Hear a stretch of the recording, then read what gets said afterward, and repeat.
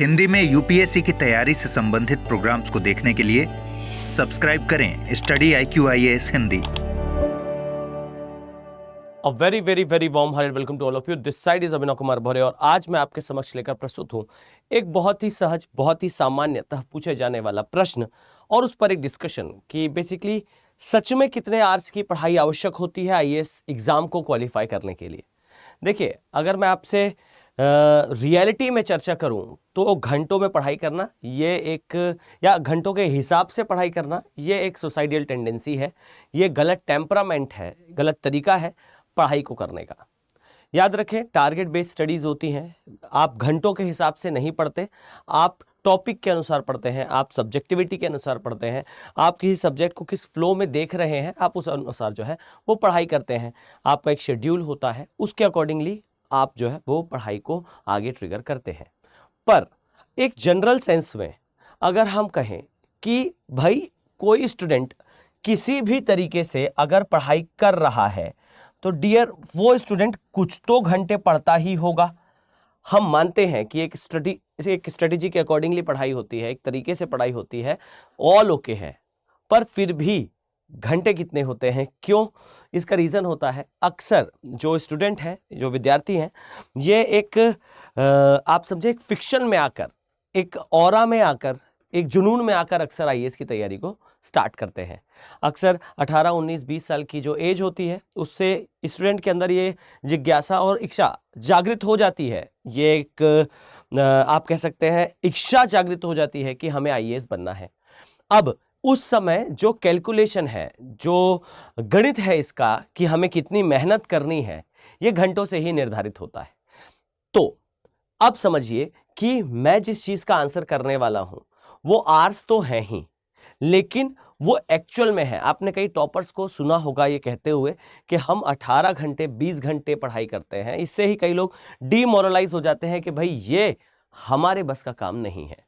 अब समझिए, मैं आपको अगर सच कहूं तो केवल 7 घंटे की पढ़ाई करके भी आईएएस बना जा सकता है, और वही स्टूडेंट जो 7 घंटे की पढ़ाई कर रहा है वो 12 घंटे, 14 घंटे और 18 घंटे भी पढ़ेगा, बस वो शुरू के 7 घंटे ठीक से पढ़ता रहे।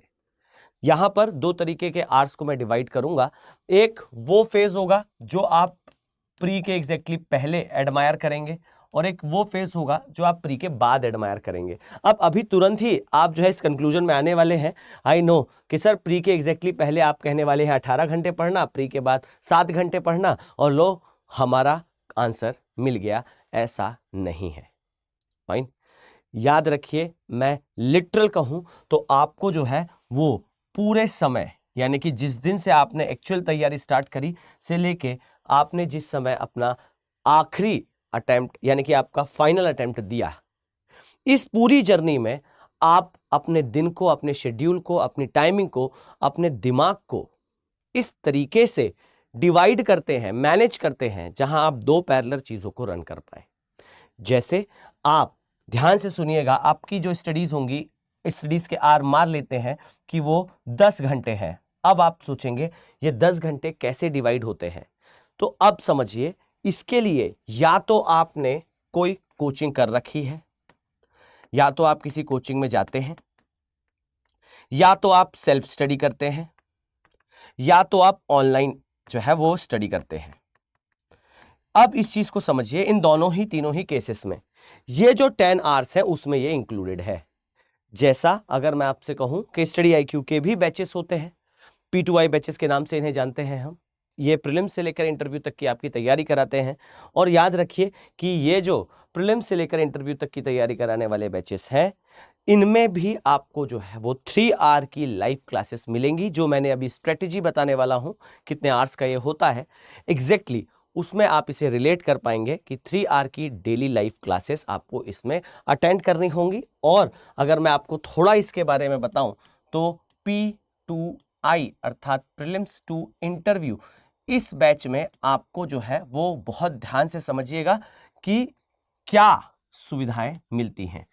ये आपकी जो लाइन है ये आपकी 3 आवर की लाइव क्लास की लाइन है, मतलब यहां आपको डेली 3 आवर की लाइव क्लास मिलेगी। साथ ही आपको इसके साथ जो क्रक्स है, जो हैंडआउट्स हैं, हैंडआउट्स के साथ आपको प्रोवाइड करा जाएगा जो पीपीटीज यानी कि जो बोर्ड वर्क टीचर यूज करेगा क्लास में, ये सब कुछ। इसके बाद आप जाएंगे क्लास में और आप कंटिन्यू करेंगे अपनी क्लासेस को, अनलेस और अनटिल आपका प्री आने वाला हो, और प्री के एग्जैक्टली प्रायर आपकी एक और क्लास स्टार्ट होगी इस 3R के अलावा। इसे कहा जाता है सक्सेस इन प्रीलिम्स प्रोग्राम। और याद रखिए ये SIP एक क्रैश कोर्स की तरह होगा, जो इस पूरी जर्नी में जो आप पढ़ने वाले हैं उसे नटशेल पूरा एक स्थान पर कवर करा देगा। ठीक है, इसके बाद यहां ध्यान से देखेंगे तो आपको पता चलेगा कि बाई चांस आपका प्री क्वालिफाई होता है तो MRP का मतलब है मेंस रेसिडेंशियल प्रोग्राम, इसमें आपको बुलाया जाएगा। और आप समझें इस चीज को, इसको अपने दिमाग पर बैठाएं, जाने इस चीज को कि जिन आर्स की आप बात कर रहे हैं, जिस प्रश्न का आप उत्तर ढूंढ रहे हैं कि हमें कितने आर पढ़ना है, इस प्रश्न के पीछे की फिलॉसफी क्या है। इस प्रश्न के पीछे की फिलॉसफी बेसिकली ये बताती है कि कहीं ना कहीं दिमाग में एक कंफ्यूजन है, एक भ्रम है या एक प्रश्न है कि एग्जैक्टली हमें पढ़ना किस मैनर में है। तो याद रखिए ये वो डिसिप्लिन है, ये वो तरीका है, ये वो आयाम है जो आपको सिखाएगा एग्जैक्टली कि आपको पढ़ाई करनी कैसी है। यहां आप जब 3R की क्लास लेंगे, मैं दावे के साथ कहता हूं ये कोई तिलिस्मी बैच नहीं है, यानी कि इस बैच में आने के बाद आप सक्सेसफुल हो जाएंगे ये जरूरी नहीं है। लेकिन इतना जरूर है कि 10 लाख की भीड़ में से आप उन चुनिंदा लोगों में से होंगे जो एग्जैक्टली पूरा सिलेबस पढ़कर जाएंगे। मैं आपको एकदम श्योरिटी के साथ कहता हूं कि 10 लाख अगर फॉर्म भरे जा रहे हैं, 10 लाख लोग अगर फॉर्म भर रहे हैं, तो उनमें से बेयरली 10,000 होंगे वो लोग जो बेसिकली पूरा सिलेबस इस प्रकार से कवर कर कर जाएंगे। यानी कि 10,000 ही वो लोग होंगे जो वास्तविकता में उस चीज को पढ़े होंगे। क्लियर?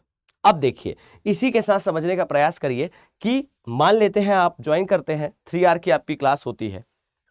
3R की क्लास के बाद आपको इसे डाइजेस्ट करने के लिए मैं स्पष्ट कर दूं कि अभी जैसा मैं आपको बताऊं तो जिस बैच की मैं बात कर रहा हूं ये बैच है इवनिंग का। और याद रखिए कि ये जो बैच है इसमें जो कॉस्ट आप यहां देख रहे हैं ये 22,499 रुपए। यह कॉस्ट जो है आपको केवल और केवल तभी मिलेगा जब आप दो चीजों का ध्यान रखें। बहुत सारे स्टूडेंट मुझसे टेलीग्राम पे ये कंप्लेन करते हैं कि सर आपने कॉस्ट जो डिस्प्ले करा था उससे कॉस्ट ज्यादा दिख रहा है। तो देखिए, एक तो है पहली चीज, आप जाएंगे पोर्टल पे तो कॉस्ट ज्यादा ही दिखेगा। जो कॉस्ट यहां पर हम वीडियो में डिस्प्ले करते हैं, याद रखिए ये कॉस्ट केवल और केवल फैकल्टी कोड को यूज करने के बाद ही होता है। ये भी याद रखिए कि जब आप पोर्टल पे जाएंगे, वेबसाइट पर जाएंगे या फिर स्टडी IQ के ऐप पर जाएंगे, तब वहां पर प्री डिफाइंड कुछ कोड्स अवेलेबल होंगे। आप उन कोड्स को यूज करेंगे अगर, तब की कंडीशन में आपको एक चीज पता चलेगी कि कॉस्ट कम हुआ है, सिग्निफिकेंटली कम हुआ है, बट ये नहीं होगा। ये तभी होगा जब आप कोड यूज करेंगे।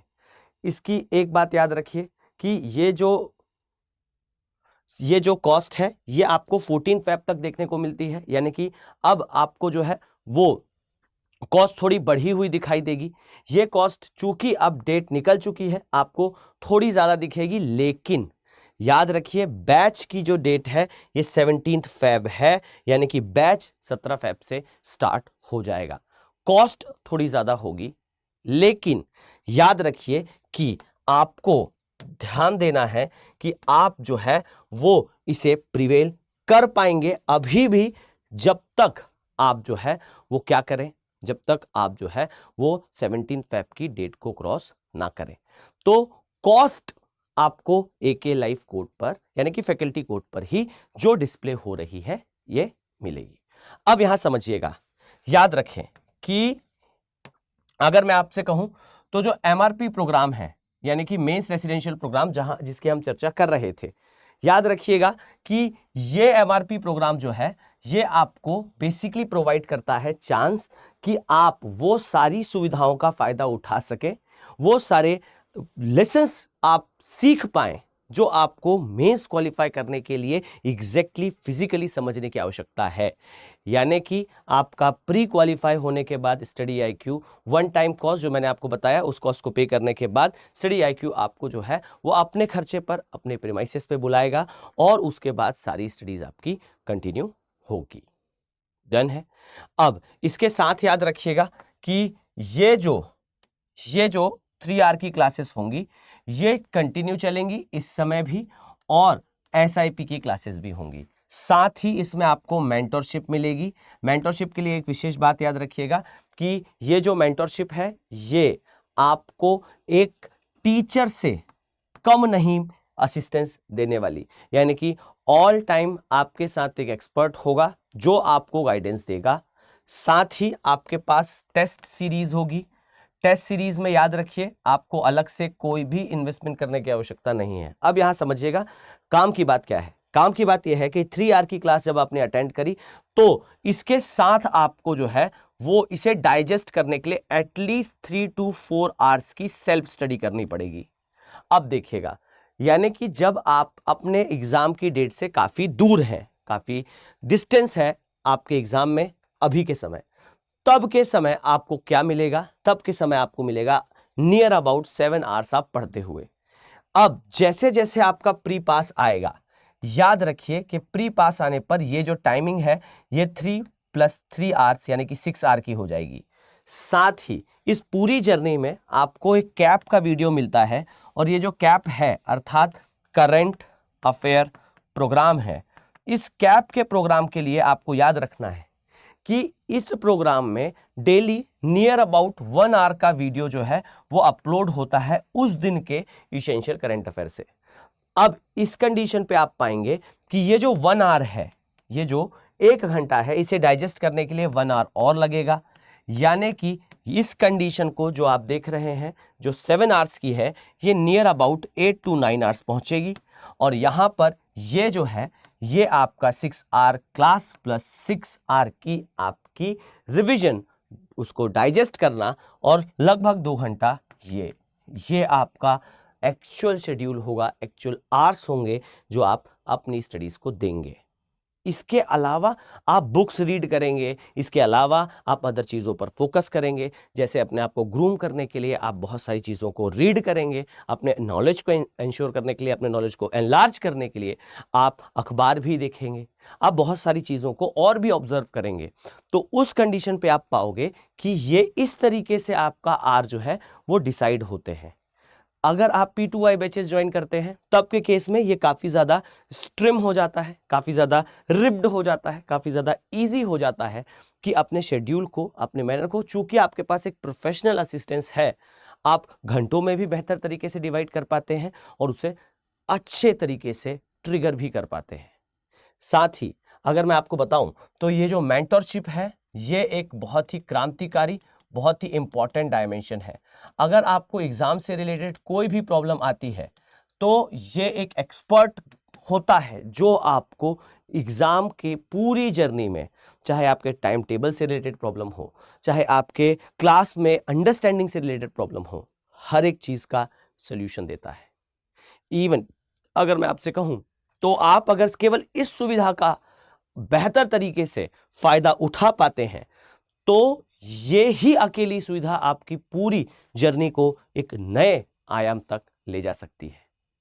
ठीक है, इसका विशेष ध्यान रखिए कि बैच 17 तारीख से स्टार्ट हो रहा है। सेल का फायदा शायद अब आप नहीं ले पाएंगे, लेकिन आप फिर भी बैच का पार्ट बन सकते हैं। 17 फ़रवरी से ये बैच शाम का, इवनिंग का स्टार्ट होगा। मैं उम्मीद करता हूं कि वो सारे स्टूडेंट जो आर्ली बेसिस पे पढ़ाई को डिफाइन करना चाह रहे हैं वो शायद इस आंसर तक पहुंच चुके होंगे कि एग्जैक्टली अगर हम देखें तो हमें किस प्रकार से पढ़ाई ट्रिगर करनी है। हमारे पास 2 सेक्शंस होंगे। आप एक बार एक्टिवली पढ़ते हैं यानी कि सेल्फ स्टडी पर फोकस करते हैं, एक बार आप इंस्टीट्यूशनली पढ़ते हैं। ये एक ज़्यादा बेहतर, ज़्यादा एडवांस, ज़्यादा प्रैक्टिकल अप्रोच है एग्ज़ाम को समझने की, उसे क्लियर करने की। ये भी याद रखिए कि एक तरीका और होता है, इससे हम ये कंक्लूजन निकाल पाते हैं कि हम कितनी देर पढ़ रहे हैं। ओके, एक होता है जिसे कहते हैं एक्टिव आवर्स। एक्टिव आवर्स का मतलब है जब आप पढ़ रहे होते हैं एक्टिवली। ओके, और एक होता है जब आप इनडायरेक्ट आवर्स होते हैं। इनडायरेक्ट आवर्स का मतलब क्या है? इनडायरेक्ट आवर्स का मतलब है जब आप कॉपी किताब लेकर पढ़ाई नहीं कर रहे होते, आप वास्तविकता में कुछ और काम कर रहे होते हैं, पर आपका वो कार्य भी इनडायरेक्टली घूमकर उसी सब्जेक्ट के, आपके टॉपिक के आसपास होता है। जैसे आप हाथ में चाय का कप लेकर जो है वो अखबार रीड कर रहे हैं, मॉर्निंग का समय है, और रीडिंग के समय जो आपने अखबार में देखा आप उसे अपने सब्जेक्ट के साथ रिलेट कर रहे हैं। ये भले ही एक्टिव आवर्स में काउंट नहीं होगा, लेकिन ये इनडायरेक्ट आवर्स में काउंट होगा। जब कोई जो सिलेक्टेड स्टूडेंट है वो अक्सर ये बात अगर कहे कि भाई 20 घंटा हम पढ़ते थे, तो इसका मतलब सहज रूप से है कि वो अपने डायरेक्ट और इनडायरेक्ट आवर्स दोनों को इंक्लूड कर कर उसे 20 आवर्स बता रहा है। यानी कि अगर हम 20 घंटे कहें तो इसका मतलब है कि अपने वो समय जब आप शायद कॉपी किताब के साथ टाइम स्पेंड नहीं कर रहे हैं, लेकिन आपका कार्य, आपका फोकस है उसी दिशा में, तो हम कहते हैं कि ये आवर्स जो है वो इनडायरेक्ट आवर्स हैं।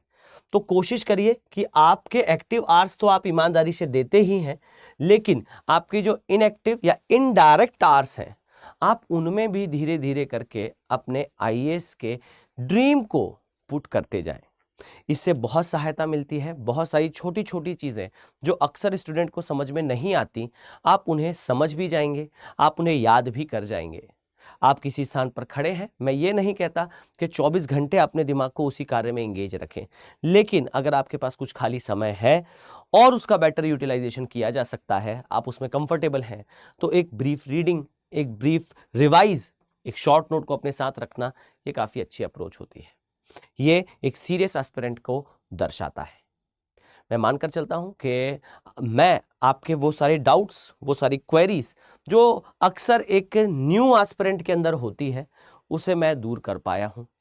और मैं ये भी मानकर चलता हूं कि आने वाले टाइम पर आप हमारे P2I बैचेस में ज़रूर ज्वाइन करेंगे। इसका ये रीज़न ज़रूर है कि आप हिंदी माध्यम से हैं और हिंदी माध्यम के लिए एक हमेशा हर्डल रहा है क्वालिटी एजुकेशन का।